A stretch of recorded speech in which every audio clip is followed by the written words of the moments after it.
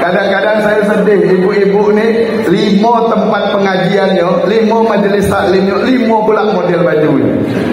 Sedangkan bapak-bapak ni penampilannya khusus-khusus. Masya Allah.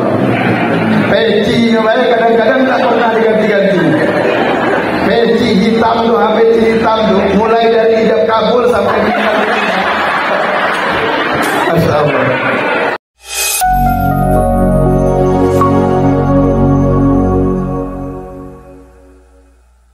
Bapak Ibu sekalian yang dirahmati oleh Allah, salawat dan salam kita kirimkan kepada junjungan alam yakni Nabi Yuna Muhammad sallallahu alaihi wasallam dengan ucapan Allahumma salli ala sayyidina Muhammad wa ala ali sayyidina Muhammad. Bapak Ibu, Bapak Kadis yang dirahmati oleh Allah, pada hari ini kita peringatan Maulid Nabi.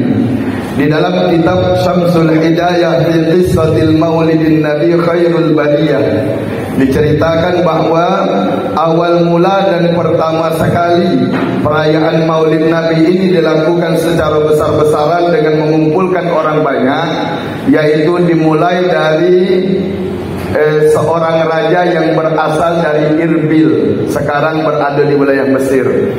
Raja itu bernama Raja Al-Muzaffar Abu Sa'id Al-Quburi bin Zainuddin. Beliau lahir pada tahun 549 Hijriah dan wafat pada tahun 630 Hijriah. Menurut keterangan dari cucu Imam Al-Jauzi di dalam kitab Mar'atuz Zaman, beliau mengatakan bahwa Raja Al-Muzaffar dalam perayaan Maulid Nabi yang pertama sekali itu tidak kurang menghabiskan dana 300.000 dinar. Yang mana Bapak Ibu, 1 dinar pada masa itu bisa membeli seekor kambing. Kalau harga kambing hari ini paling murah 1 juta dikali 300.000, berarti Raja Al-Muzaffar berinfak dan bersedekah dalam perayaan Maulid Nabi itu tidak kurang dari 300 miliar rupiah. Yang mana pada saat itu beliau membakar 5.000 ekor kambing, 1.000 ekor unta, kemudian 100.000 ekor ayam, 100.000 ekor burung zabariyah, dan 30.000 bejana yang berisi kue dan manisan. Semuanya dihidangkan dalam perayaan Maulid. Kenapa saya cerita ini pertama sekali, Pak? Artinya Maulid Nabi ini bisa berkembang, syiar Islam ini bisa berkembang sampai ke pelosok dunia. Hampir semua negara merayakan Maulid Nabi berkat yang pernah dicontohkan oleh Raja Al-Muzaffar. Orang kaya berperan aktif di dalam mensyiarkan agama Islam. Orang kaya harus turun tangan dalam menghidupkan syiar Islam. Kunci sukses Islam ini bisa berkembang, bisa maju pesat karena ada peran Siti Khadijah dan peran Utsman bin Affan yang kaya dan dermawan. Orang kaya jangan pelit. Pak, oh Pak, Pak, Bu, orang kaya jangan pelit. Tapi mohon maaf Bapak Ibu, sebagian besar orang kaya kita hari ini pelit. Giliran panitia Maulid Nabi datang ngantar proposal, datang minta sumbangan, ngasih sumbangan cuma 20.000. Orang kaya ngasih sumbangan 20.000. Dia hadir pula di perayaan Maulid itu, makan kue 2 kotak. Ditambah pula bininya sekotak, anaknya bertiga, 3 kotak, berarti lah 6 kotak, Bu. Kue sekotak hari ini 10.000, 6 kotak 60, nyumbang cuma 20, tekor panitia Maulid. Makanya agama kita hari ini mohon maaf tidak berkembang. Karena apa? Karena orang kaya sudah terdiam mulutnya, sudah terkunci tangannya untuk bersedekah. Maka Bapak Ibu sekalian, Raja Al-Muzaffar mencontohkan kepada kita. Raja Al-Muzaffar mengundang rakyatnya, kemudian beliau mengundang para ulama pada masa itu. Ada ulama ahli fikih, ada ahli tasawuf, ada ahli tafsir, ada yang ahli tauhid, ada yang ahli tajwid. Semua ulama yang hadir dalam perayaan Maulid yang diadakan oleh Raja Al-Muzaffar, tidak satu pun yang menentang Raja Al-Muzaffar. Semuanya setuju dan sepakat dengan perayaan Maulid, semuanya memuji Raja Al-Muzaffar. Makanya hari ini Bapak Ibu hampir setiap negara mengadakan Maulid. Namun sayang seribu sayang, ada satu golongan, ada satu paham hari ini yang ngatakan Maulid Nabi ini bid'ah, ngatakan Maulid Nabi ini haram, ngatakan Maulid Nabi ini sesat. Alasannya cuma satu lah, tidak ada di zaman Nabi, buat-buat perkara baru. Kalau semua yang ada di zaman Nabi dikatakan haram, maka ceramah hari ini juga haram, Bu. Kenapa? Karena kita pakai mic. Di zaman Nabi dia kasih mic, buang mic. Kalau perayaan Maulid dikatakan haram, kalau yang dado di zaman Nabi dikatakan bid'ah, dalilnya cielah. Kullu bid'atin dolalah wa kullu dolalatin finnar. Setiap yang bid'ah itu sesat, setiap sesat masuk neraka. Kalau yang panitia Maulid masuk neraka, yang mendengar ceramah Maulid masuk neraka, yang undang orang Maulid masuk neraka, Pak Asbi duluan. Tentu yang masuk neraka duluan pula adalah yang ceramah Maulid. Maka saya kesal betul Bapak Ibu kalau ada orang mengatakan Maulid Nabi kok haram, Maulid Nabi kok bid'ah. Alasannya cie itulah, tidak ada di zaman Nabi. La ilaha illallah. Kalau semua yang tidak ada di zaman Nabi dikatakan haram, yang punya mobil, punya Honda jual, kemana-mana naik untung. Nak pergi ke Jambi naiklah untung tu. Insya Allah di tengah jalan ditangkap polisi. Kenapa? Karena untung kebun binatang di baliknya. Na'udzubillah min dzalik. Makanya Bapak Ibu sekalian, tradisi Maulid ini saya menghimbau sama-sama kita hidupkan. Jangan terpengaruh kita dengan bahasa bid'ah, jangan terpengaruh kita dengan bahasa haram. Orang kini kok ya dikit-dikit na bid'ah, dikit-dikit na haram. Maulid Nabi haram, tahlilan haram, kemudian yasinan haram, kemudian apalagi talqinan di kuburan itu haram. Buat-buat perkara baru, la ilaha illallah. Buat masalah, buat masalah.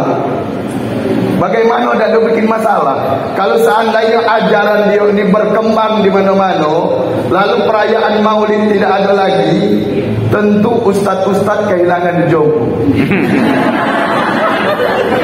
Tidak buat masalah, buat masalah. La ilaha illallah Muhammadur Rasulullah. Jadi Maulid lah Pak. Masya Allah.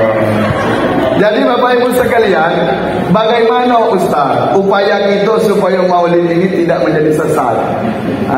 Syekh Jalaluddin Abdurrahman As-Suyuti dalam kitabnya Husnul Maqasid fi Amalil Maulid, beliau mengatakan ada 4 syarat supaya Maulid Nabi ini tidak menjadi bid'ah. Apa syarat pertama? Ijtima'un nas, yaitu kumpulkan manusia. Alhamdulillah Pak Kadis pada hari ini sudah mengumpulkan kita dalam satu ruangan. Artinya syarat pertama pun sudah terpenuhi. Apa tujuan kumpul-kumpul ini? Pertama tak lain dan tak bukan untuk mendekatkan diri kita dengan Allah, untuk mempertebal keimanan dan ketakwaan kita kepada Allah, untuk menumbuhkan rasa cinta dan kasih sayang kita kepada Rasulullah, yang pada akhirnya nanti mudah-mudahan kita juga mendapat cinta dan kasih sayang dari Rasulullah. Amin ya rabbal ya rabbal. Itu tujuan pertama. Tujuan yang kedua, kumpul-kumpul ini supaya terjalin semangat ukhuwah Islamiyah, terjalin semangat kebersamaan, terjalin semangat persatuan dan kesatuan, terjalin semangat kekompakan. Karena kata Insinyur Soekarno, Proklamator Republik Indonesia almarhum, beliau pernah mengatakan tidak ada kemenangan tanpa kekuatan, tidak ada kekuatan tanpa persatuan dan kesatuan. Kalau kita ingin menang, kita harus kuat. Kalau kita kuat, kita harus bersatu. Maka Bapak Ibu sekalian, dinas pertanian ini tidak akan berkembang kalau kita tidak bersatu. Bapak Hasbi kalau kerja sendirian, dia akan kena penyakit kuning, Pak. Perlu bantuan dari kita. Sekarang beliau kepala dinas, kalau kita bersatu, kita kompak, mudah-mudahan ke depan nanti bisa jadi Bupati Bungo. Amin ya Rabbal. Kalau kita lah kumpul bersama-sama ni, berdoa bersama-sama, tak ada mungkin. Karena kata Rasulullah dalam hadis yang diriwayatkan oleh Imam Al-Hakim, apa kata Rasulullah? La yajtami'u mala'un, tidaklah sekelompok orang berkumpul dalam suatu majlis, wa yad'u ba'duhum, salah satu di antara mereka berdoa dengan Allah, wa yu'minu sa'iruhum, yang lainnya mengaminkan doa tersebut, illa ajaballahu lahum, Allah pasti akan mengijabah doa mereka. Amin ya Rabbal. Maka kita doakan Pak Hasbi ini jadi Bupati Bungo besok. Amin ya Rabbal. Saya doakan juga lah bapak-bapak, ibu-ibu yang ada di ruangan ini juga senantiasa diberikan kesehatan dan keberkahan oleh Allah. Mudah-mudahan dipanjangkan umurnya, disehatkan badannya, disakinahkan keluarganya, disoleh dan solehakan anak dan keturunannya, dimudahkan rezekinya, dilunaskan hutang-hutangnya.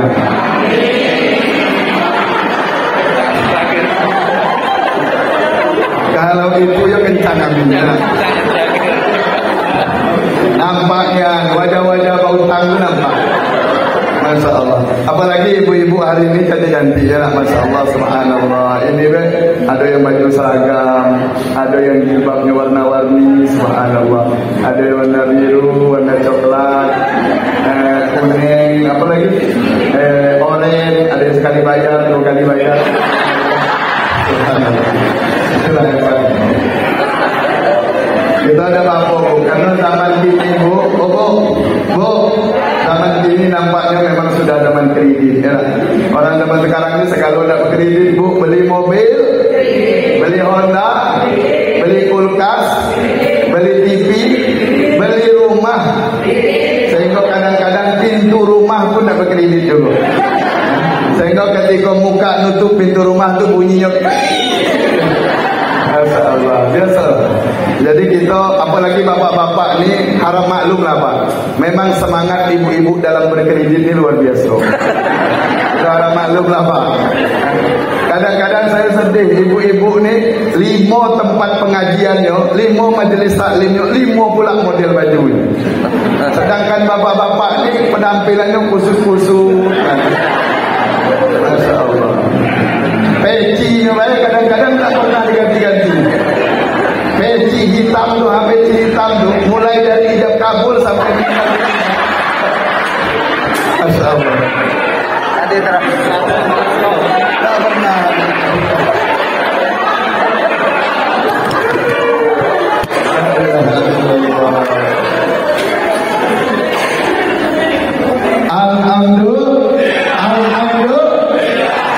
Bapak Ibu, ijtima'un nas, kumpulkan manusia. Jadi semangat silaturahmi, semangat kebersamaan harus hidup. Ukhuwah Islamiyah harus hidup. Lalu bagaimana untuk menumbuhkan ukhuwah Islamiyah? Rasulullah mengajarkan pertama, afsus salam, yaitu tebarkan salam. Tebarkan salam. Maka Islam mengajarkan kepada kita, ketemu dengan kawan, ucapkan salam. Masuk rumah orang, ucapkan salam. Nak nelpon, ucapkan salam. Tutup telpon, ucapkan salam. Karena apa? Salam itu doa. Salam itu artinya assalamualaikum, keselamatan bagi kamu. Dan ulama mengajarkan kita, kalau dapat doa dari orang lain, balas dengan yang lebih. Kalau orang mengucapkan assalamualaikum, kita jawab waalaikumsalam. warahmatullah. Kalau orang ucapkan assalamualaikum warahmatullah, kita jawab waalaikumsalam warahmatullahi wabarakatuh. Kalau orang ucapkan assalamualaikum warahmatullahi wabarakatuh, kita jawab lebih panjang lagi waalaikumsalam warahmatullahi wabarakatuh wa maghfiratuh. Kalau orang mengucapkan salam assalamualaikum warahmatullahi wabarakatuh wa maghfiratuh, maka jawab yang lebih panjang lagi waalaikumsalam warahmatullahi wabarakatuh wa maghfiratuh wa ridwanuh. Dan kalau ini dihabiskan apa? Assalamualaikum warahmatullahi wabarakatuh wa maghfiratuh wa ridwanuh, maka boleh juga kita jawab waalaikumsalam warahmatullahi wabarakatuh wa maghfiratuh wa ridwanuh wa habistu. Benar habis. Diajarkan ulama kita batas tulang. Jadi Bapak Ibu sekalian kumpul, banyak-banyak nebarkan salam. Yang kedua, supaya persatuan ini hidup, kata baginda Rasul, banyak-banyak silul arham, yaitu sambung tali silaturahmi. Sambung silaturahmi. Karena apa silaturahmi ini penting. Inilah yang akan menghidup semangat kebersamaan kita. Cuman Bapak Ibu, silaturahmi ini bisa hancur, bisa rusak. Akibat apa? Akibat mulut yang tidak bisa dijaga. Mohon maaf Bapak Ibu sekalian, mulut inilah senjata paling berbahaya. Makanya Sayyidina Ali pernah mengatakan yamutul fata bi musratil lisan. Mati seseorang bisa disebabkan oleh tergelincirnya lidah. Tidak pandai kita menggunakan lidah, tidak cakap kita menggunakan lidah, itu bisa menyebabkan mati. Dan yang mati tubuh kita, mati karir kita. Na'udzubillahimin. Maka jaga mulut Bapak Ibu, jaga mulut kita, jaga lisan kita. Maka salah satu dari 4 golongan manusia yang dirindukan oleh surga, Nabi mengatakan wahafizil lisan, jaga lidah. Itu buat kita masuk surga. Maka para ulama mengatakan kepada kita, orang yang dia bisa menjaga lidah, itulah orang yang terbaik. Lebih baik kita diam ketimbang kita ngomong tidak ada manfaat. Maka ibu-ibu ni bu, jangan suka menjelek-jelekkan orang, jangan suka memfitnah orang, jangan suka menggunjing orang, jangan suka membuka aib orang, jangan suka menggosipi orang. Tahu gosip bu? Tahu gosip bu? Berapa kali sehari? Jangan sukalah kita menggosipi orang, jaga mulut. Kadang-kadang kita nih semangat silaturahminya luar biasa. Semangat untuk mengikat persatuannya luar biasa. Dari rumah niatnya bagus, menghadiri tahlilan, menghadiri yasinan, menghadiri arisan. Kemudian apalagi kalau lebaran itu kunjungan ke rumah tetangga, ke rumah keluarga dengan niat untuk menghadiri silaturahmi, untuk menghidupkan kekompakan. Tapi sayang, seribu sayang, baru keluar dari rumah orang, mulut dah mulai tak terjaga. Baru melangkah tu, baru melangkah dari rumah orang, dah mulai banyak cakap. Apa ya? Tahu ni sih berantem di rumah tadi. Iyo, asing dan asing. Padahal lagi pilih. Ada pula tu yang berkomentar, kau tengok dah gordeng di rumah tadi. Oh iya, tu model kekinian tu tahun 2021. Kau tahu tak gordeng? Pergi. Apalah urusannya dengan kita? Mau kredit, mau kontan, bukan kita yang bayar. Jaga mulut. Itu yang pertama, yang merusak silaturahmi, merusak persatuan. Yang kedua, yang merusak persatuan dan kesatuan kita ini adalah penyakit hati. Penyakit hati ni apa? Kita dalam tubuh kita ni ada 2 penyakit, zahir dan batin. Penyakit zahir itu apa Ustaz? Sakit kepala, demam, kemudian apa lagi? Batuk, kemudian asam urat, asam lambung kurang asam. Itu penyakit zahir tu. Tapi ada penyakit batin, namanya apa? Pertama, penyakit hati itu hasad. Hasad itu iri dengki. Kalau orang sudah terjangkit penyakit iri dengki, muncul penyakit yang selanjutnya, yaitu SMS. Senang melihat orang susah, susah melihat orang senang. Nengok tetangga beli kipas angin, kepala dia yang mutar-mutar. Tetangga beli kompor gas, dia yang kepanasan. Tetangga beli kulkas, dia gigil kedinginan. Tetangga beli parabola, dia beli paramek. Tetangga naik haji, dia naik tensi. Tetangga beli mobil baru, dia naik ambulan. Itu penyakit tubuh, jangan dipelihara. Yang kedua, penyakit hati bawa sombong, angkuh, merasa diri paling hebat, merasa diri paling benar, merasa diri paling banyak ilmunya, paling kaya. Pokoknya orang lain kecil semua di hadapan. Omongan cuman cakapnya lah yang didengar, cakap orang dari belakang. Itu orang sombong. Dan orang sombong ini ibu-ibu biasanya tak mau disalahkan, tapi dia senantiasa nyari kesalahan orang yang lebih besar dari dia. Kalau dia ketahuan berbuat salah, dia cari aib orang lain. Makanya ciri-ciri orang sombong itu, Bu, kalau kita ketemu orang, kita tegur, Pak, nampaknya di bawah telinga Bapak itu ada panau, ada panu. Lalu dia jawab, tadi enak saya berpanu. Itu tetangga sebelah itu 5 tahun kena kurap. Dah ada sehat-sehat seperti dia. Itu orang sombong. Dia tidak mau disalahkan. Kalau kata dia, kalau panu cuma merusak pemandangan, tapi kalau kurap merusak lingkungan. Itu jadi orang sombong. Jadi Bapak Ibu sekalian, jaga hati kita, pelihara hati kita agar supaya persatuan kita ini terikat dengan baik. Yang kedua, kata Imam As-Suyuti, supaya maulid Nabi ini tidak menjadi bid'ah. Yang kedua, tadilah sudah ma tayassaru minal Qur'an, wa qira'atu ma tayassaru minal Qur'an, yaitu membaca ayat-ayat suci Al-Qur'an. Tadilah dibaca Bapak Ibu kita Korea gitu kan. Alhamdulillah, artinya syarat yang kedua ini juga sudah terpenuhi. Ngapa Al-Qur'an ini penting? Karena inilah pedoman kehidupan kita. Inilah jalan petunjuk bagi kita. Inilah yang akan mengarahkan kita. Nawiru buyutakum bitilawatil Qur'an, hiasi rumahmu, sinari rumahmu, berikan cahaya dalam rumahmu dengan banyak-banyak baca Qur'an. Kita baca Quran di rumah, Bu, cahayanya akan memancar menembus arasnya Allah Subhanahu wa taala, langsung dicatat oleh malaikat. Maka Al-Quran jangan sampai ditinggal. Hidup orang dulu bisa berkah, walaupun anaknya banyak, rezekinya payah, tapi hidupnya berkah karena apa? Al-Quran tidak pernah tinggal dalam rumahnya. Bu, Bu, ada Al-Quran di rumah? Tempatnya di mana? Mohon maaf Bapak Ibu, orang sekarang lebih betah berlama-lama di depan HP ketimbang berlama-lama di depan Quran. Padahal kalau kita mau baca sejarah Bapak Ibu, Imam Syafi'i itu beliau setiap malam khatam Quran sekali, siangnya sekali lagi khataman Quran. Sehingga sehari semalam Imam Syafi'i menghatamkan Quran 2 kali.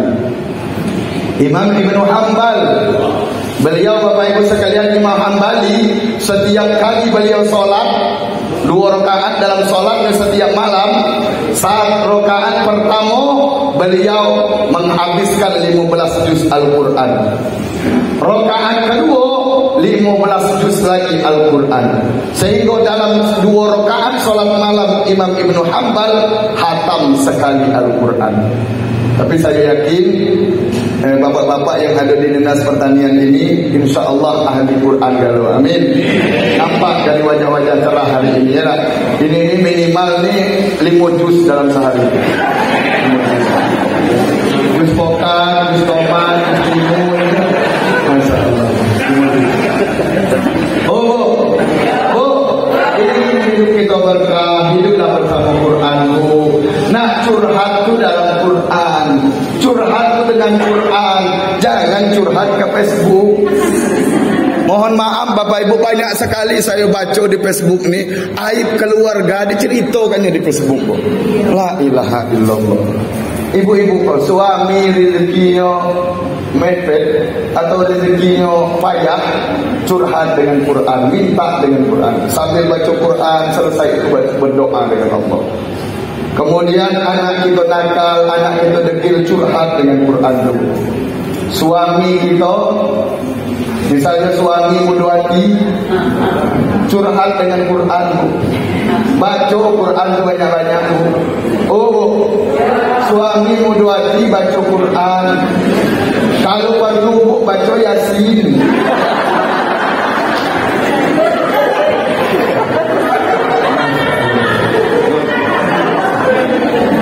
Hiduplah bersama Quran. Kemudian yang ketiga, kata Imam As-Suyuti, saran supaya maulid Nabi tidak ada bid'ah.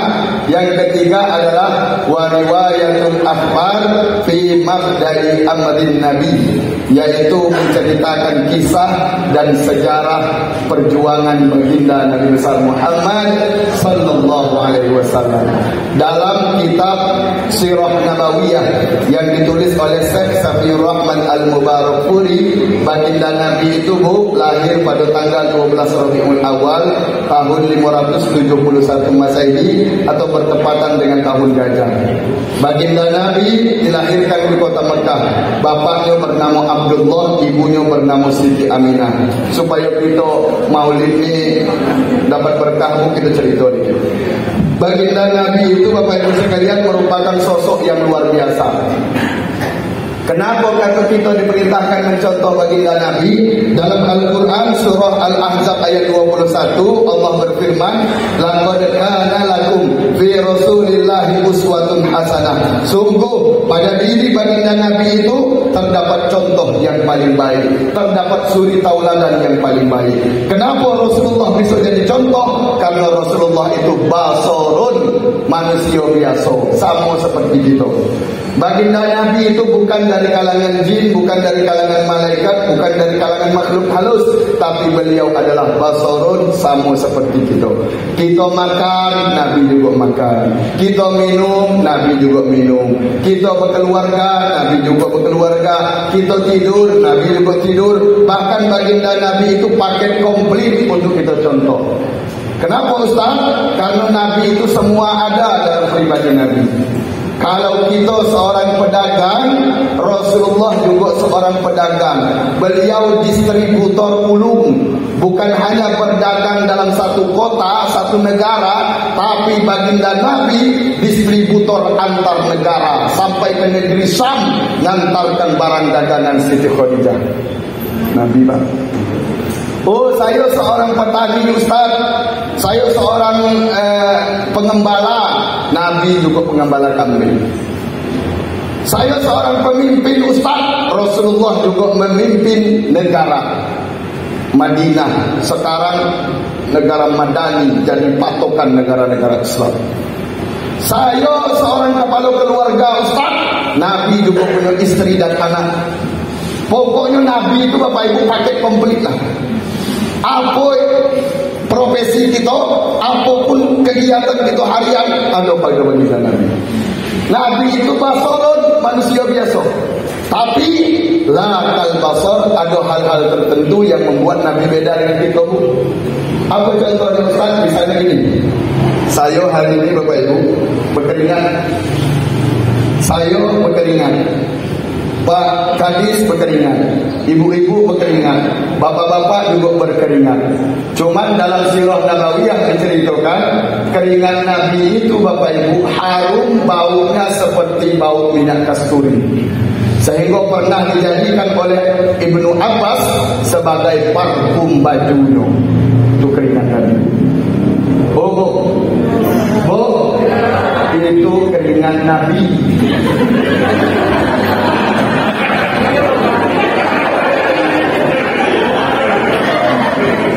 Keringat Nabi. Jangan samakan dengan keringat suami ibu. Jauh beda. Kalau keringat Nabi baunya seperti harum, bau seperti minyak kasturi. Kalau keringat suami ibu sungguh pahit sekali. Itu yang pertama. Yang kedua Ustaz, bedanya kita dengan Nabi. Nabi makan, kita juga makan. Cuman cara Rasulullah makan dengan cara kita makan jauh beda. Rasulullah itu Bapak Ibu kalau beliau makan punya prinsip, makannya sebelum lapar, berhenti sebelum kenyang. Ya. Kalau kita hari ini makan di waktu lapar, tak berhenti sebelum kenyang. Lalu Rasulullah itu kalau makan Bapak Ibu, satu kali suap 33 kali kunyahan baru ditelan. Apalagi makanan Nabi itu kan kurma, 3 kali kunyahan, 33 kali kunyahan baru ditelan.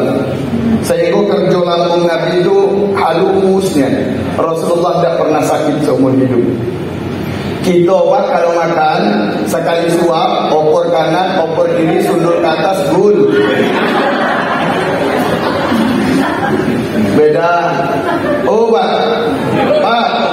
lalu apa lagi beda kita dengan Nabi? Rasulullah meludah, kita juga meludah. Cuman ludah Rasulullah jadi obat, ludah kita jadi musibah. Apa buktinya ludah Rasulullah jadi obat?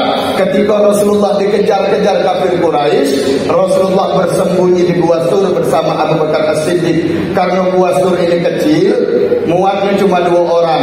Dan 2 orang ini tidak bisa duduk kedua-duanya, tidak bisa baring kedua-duanya. Maka terpaksa satu duduk, satu berbaring. Abu Bakar As-Siddiq memutuskan duduk, Rasulullah disuruhnya baring. Baginda Rasul berbaring di atas pahunya Abu Bakar. Berbaring di atas paha Abu Bakar, dikarenakan kelelahan, keletihan, kecapean, akhirnya Rasulullah terlelap tidur. Begitu Rasulullah tidur, Abu Bakar As-Siddiq langsung bagaikan pasukan pengamanan presiden pas pampres. Ini Abu Bakar As-Siddiq mengamati gua. Subhanallah Bapak Ibu, di salah satu lubang yang ada dalam gua itu keluar ular kobra. Nak keluar ular kobra. Takut ular kobra itu mencakuk Nabi, takut menggigit Nabi ular kobra itu, akhirnya didorong buat Abu Bakar dengan tangan. Didorong Pak, tidak jadi keluar, ditutup dengan tangan Yoruba. Akhirnya dicakuk ke ular, digigit ular tangan. Abu Bakar As-Siddiq setelah dijatuh ular Pak, badannya menggigil, panas dingin, wajahnya pucat, demam, menahan sakit yang luar biasa, berkeringatan. Lalu Bapak Ibu sekalian, lama nahan sakit sekitar 15 menit nahan sakit, lalu dia tak tahan lagi menetes air matanya. Netes air mata Abu Bakar As-Siddiq jatuh ke pipi Rasulullah. Rasulullah pun bangun. Nengok wajah Abu Bakar pucat, Rasulullah langsung bilang, Abu Bakar, kenapa wajahmu pucat? Apakah engkau takut dikejar kafir Quraisy? La takhaf wa la tahzan, innallaha ma'ana. Jangan kau takut, jangan khawatir, Allah bersama kita Abu Bakar. Kata Abu Bakar, ya Rasul, saya bukan takut dikejar kafir Quraisy, tapi tadi saya digigit oleh ular ya Rasulullah. Kata Rasulullah, mana bekas gigitannya? Ditunjuk buat Abu Bakar. Ini ya Rasulullah.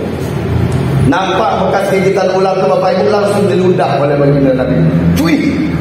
Diludahnya subhanallah, dengan seketika bekas gigitan ular itu hilang, panas dinginnya hilang, demamnya hilang, wajah pucatnya pun hilang, sakitnya pun hilang dalam seketika.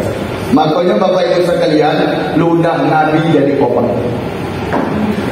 Oh, ingat ludah Nabi.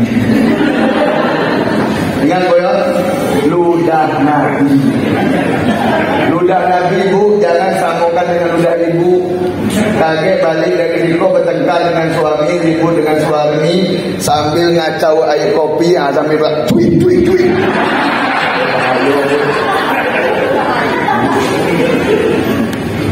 Ludah Nabi jadi obat. Cuman saya pernah baca buku ini akurat Pak. Penelitian yang diakui oleh dunia, ternyata ludah kita ini jadi obat juga. Ludah kita obat juga Pak. Ini diakui oleh dunia penelitian ini. Obat dari apa Ustaz? Obat darah rendah. Kalau ada orang yang darah rendah Bapak Ibu, obat satu-satunya cuma air ludah. Kalau tidak percaya Pak, coba ludah kawan di sebelah kita. Pasti naik darahnya.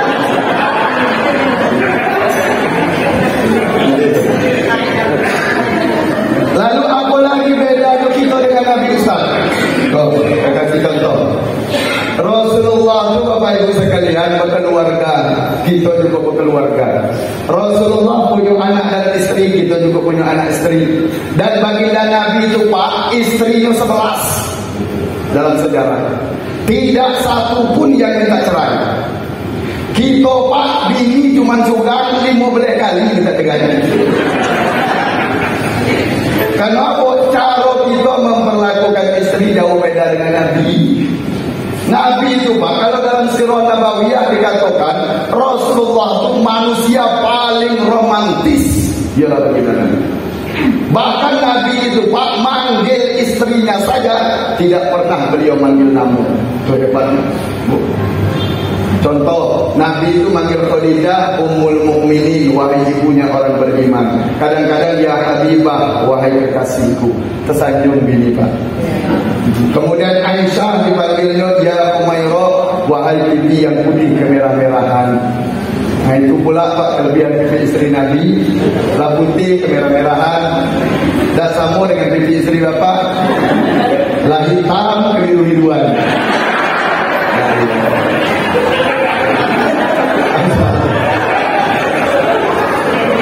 Contohnya bapak-bapak nanti, ya ibu-ibu ini juga ya, bapak-bapak tuh balik dari dinas nanti sore kakek nengok wajah ini, agak 5 menit ke pandang wajah ini, panggil dengan panggilan mesra. Kalau wajah istri kita tuh putih kemerah-merahan, panggil ya Humairah. Kalau wajah istri itu putih saja, ya Bayudoh. Kalau wajah istri itu hitam manis, ya Saudah. Kalau wajah istri itu belang-belang, ya ampun. Tidak boleh. Ini cuma kurang. Tidak boleh pak. Panggilan tetap panggilan mesra. Jangan mentang-mentang bini kita hitam atau laki kita hitam bu, lalu kita panggil belai-belai. Tidak boleh. Tetap dengan panggilan mesra. Panggilan mesra. Itu pun Rasulullah itu luar biasa pak. Baginda Nabi itu dalam sejarah dikatakan beliau itu tidur cuma beralaskan dengan pelepah kurma. Sehingga ketika bangun dari tidur nampak bekas-bekas pelepah kurma itu lengket di tubuh Nabi. Tapi Nabi selalu mendengungkan apa? Baiti jannati, rumahku adalah surga bagiku. Kenapa? Karena rumah Rasulullah terdapat kedamaian, ketenteraman dan kebahagiaan. Itu ciptakan keharmonisan dalam rumah tangga kita.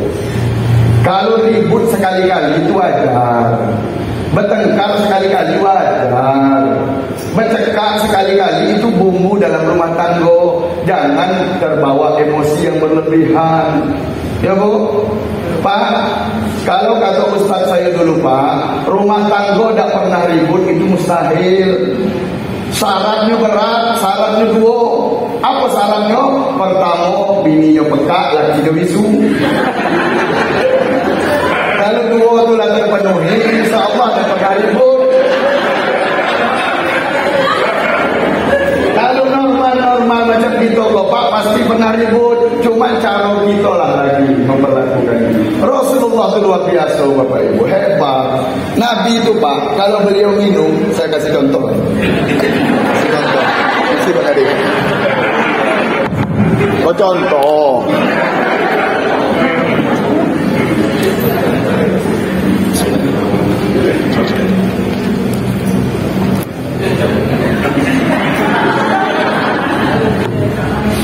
Nah ini bu, saya kasih contoh. Nabi itu bu, pak, kalau beliau minum dalam satu gelas ini selalu minumnya cuma separuh, disisakan setengahnya. Untuk siapa? Untuk istri. Dan hebatnya lagi istri Nabi itu bu, di mana bekas bibir Nabi di situ beliau minum. Kalau Nabi bekas bibirnya di sini bu, istrinya juga di sini. Beda dengan ibu-ibu zaman sekarang. Ibu-ibu zaman sekarang lakinya di siko, di kutanya terkiri. Tak donian romantis. Nabi itu luar biasa, luar biasa. Ya. Romantis, minum secangkir berdua. Dan jangan main-main ibu. Dalam Qurratul Uyun disebutkan, ternyata separuh dari amaliyah yang paling besar pahalanya dalam Islam ini setelah berumah tangga. Jangan main-main ibu. ibu menyiapkan satu gelas air minum untuk suami itu, Bu, dapat pahala seperti orang sholat sunnah 100 rakaat. Pernah sholat sunnah 100 rakaat, Bu? Tidak pernah. Jangankan sholat sunnah 100 rakaat, Ustaz. Sholat tarawih cuma 11 rakaat. Kalau imam jolamo tahan pindah masjid. Kau 100 rakaat dapat, Bu? Satu gelas air 100 rakaat pahala. 2 gelas 200. 3 gelas, Bu, 300, Bu. Mulai esok pagi, Bu, siap lember depan lagi.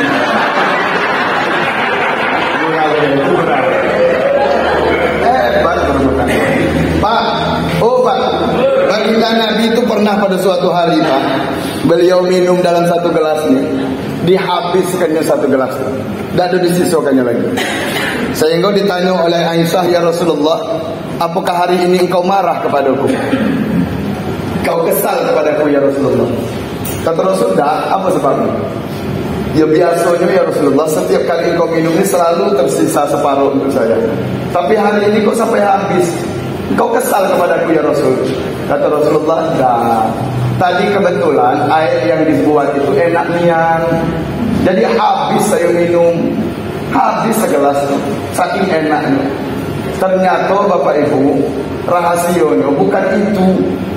Rasulullah tahu betul bahwa ternyata Aisyah salah masuk. Yang masuk dalam gelas itu bukan gula tapi garam. Takut air itu diminum buat bininya, sehingga bininya merasa bersalah, akhirnya dihabiskan buat baginda Nabi. Itu hebatnya Nabi menjaga perasaan istrinya, Pak. Pak, hebat. Jangan main-main gitu. Kita berumah tangga ini Bapak Ibu, pahalanya luar biasa. Dalam kitab Qurratul Uyun disebutkan, kita bergandengan tangan saja dengan istri kita, Pak, dengan pasangan kita, Bu, bergandengan tangan, itu gugur dosa dari jari tangan. Gugur. Ya dosa-dosa kecil. Jadi apa? Gugur. Pak, mulai pagi kemana-mana gandeng, pegang tangan laki ibu, gugur, dosa. Main-main. Saya alhamdulillah Bapak Ibu, bukan sombong, kemana-mana tapi dengan orang rumah mesra. Pergi kemana-mana, gandeng tangan terus, saya pegang tangan. Apalagi kalau ke pasar, saya pegang. Dan apa kalau dia lepas kemana-mana?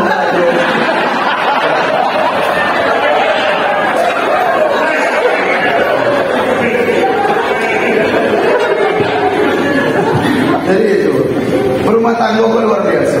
Kita pergi ke Mekah, pergi ke Ka'bah, orang tahan antri 2 jam demi mencium Hajar Aswad. Bahkan ada pula yang terinjak-injak, ada pula yang mati. Ada juga orang demi mengejar Hajar Aswad, dia jatuh ke lantai, begitu bangun masuk orang Afrika. Macam-macam yang terjadi demi mengejar Hajar Aswad. Ternyata Bapak Ibu, ada pahala yang tidak kalah dengan mencium Hajar Aswad. Apa itu? Di rumah kita lah. Bapak-bapak itu sebelum berangkat kerja cium kening bini, itu pahalanya sama dengan mencium Hajar Aswad. Ibu-ibu sebelum pergi kerja atau suaminya berangkat kerja cium tangan lakinya, sama pahalanya dengan mencium Hajar Aswad. Bu, kalau suami kita pergi ke kebun balik sore, ibu balik duluan, tunggu di depan pintu. Kejar Hajar Aswad.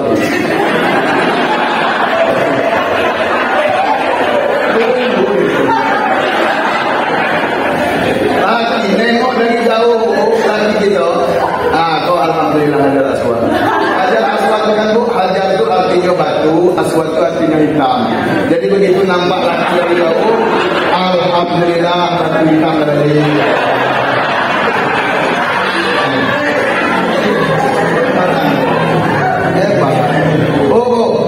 Pak, calon Rasulullah.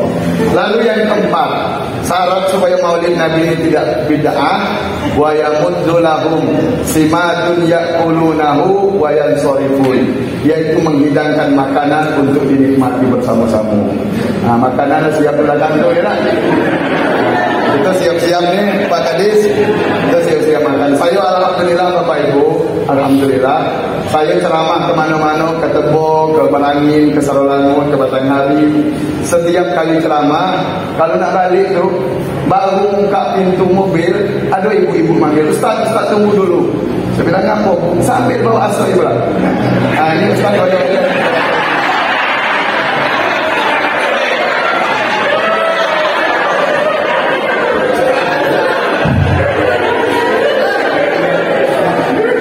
Itu pula, kalau Ustaz itu kelebihannya di situ.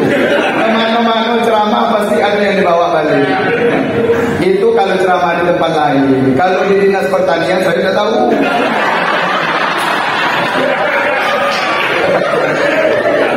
Untuk membuktikannya, tengok apa saya bagi.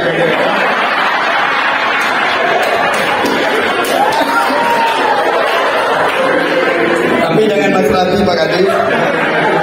Itu cuma gurauan saja. Saya demi Allah Bapak Ibu, kalau ceramah ini insyaallah ikhlas lillahi ta'ala, tidak mengharapkan apa-apa. Di mana-mana saya ceramah demi Allah Pak, kalau panitia kasih amplopnya saya buang.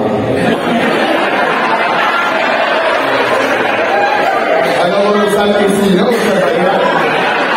Jadi Bapak Ibu, karena hari itu adalah makanan sudah tersedia, mohon maaf Bapak Ibu atas segala kekurangan dan kesilapan. Terima kasih atas segala perhatian dan pengertian. Sebelum saya akhiri, saya persembahkan beberapa pantun. Kalau ada apa jalur yang patah, jangan dibuang di dalam parit. Kalau ada cakap yang salah, tolong jangan diungkit-ungkit. Kalau ada jalur yang patah, siapa pula yang matahin? Kalau ada cakap yang salah, maafkan saya lahir dan batin. Kalau ada sumur di ladang, boleh kita menumpang mandi. Kalau tak ada sumur di ladang, tolong Bu, jangan sampai ibu tak mandi. Burung balang, burung cendrawasih, cukup sekian dan terima kasih. Burung balang, burung puyuh, burung ketitir, burung garuda, itulah nama-nama burung yang ada di Indonesia. Terakhir, nampaknya ibu-ibu ini lebih banyak dari bapak-bapak. Memang semangat ibu-ibu ini kalau sudah mengadakan perayaan hari besar Islam luar biasa. Maka untuk pantun terakhir ini saya persembahkan untuk ibu-ibu. Mohon maaf bapak-bapak dan kebagian ya. Bu, burung balang terbang malam, terbangnya sungguh tinggi sekali. Di akhir ceramah saya ucapkan salam. Kalau ibu tak menjawab, saya doakan suaminya kali lagi. Assalamualaikum warahmatullahi wabarakatuh.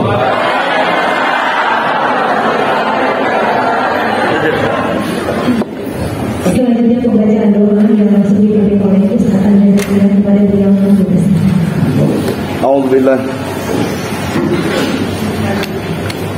أعوذ بالله من الشيطان الرجيم بسم الله الرحمن الرحيم إلى هذه النية وإلى حضرة النبي الفاتحة أعوذ بالله من الشيطان الرجيم إياك نعبد وإياك نستعين